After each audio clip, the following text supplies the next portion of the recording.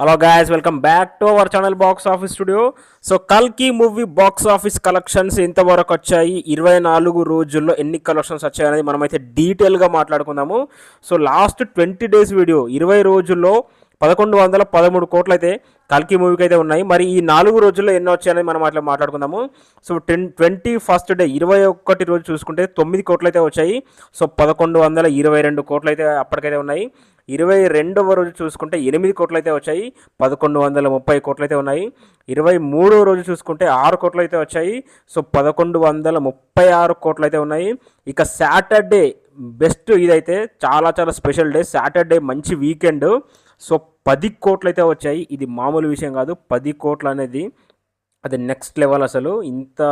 అసలు long run మరి మామూలుగా లేదు అసలు కల్కి లాంగ్ రన్. సో 1146 కోట్లు collections, box office collections in 24 days, 24 రోజుల్లో. నిన్నటి వరకు చూసుకుంటే 1146 కోట్లు అయితే కల్కి మూవీకి వచ్చాయి భయ. సో జవాన్ రికార్డ్ అయితే బద్దలైపోయింది. బద్దలు కాబోతోంది. జవాన్కి 1148 కోట్లు అయితే వచ్చాయి. సో ఇవాళ సండే, ఇవాళ అసలు బీభత్సమైన కలెక్షన్స్ రాబోతున్నాయి. మీరైతే రేపు చూసుకోండి, నెక్స్ట్ లెవెల్ కలెక్షన్స్ అయితే వస్తాయి.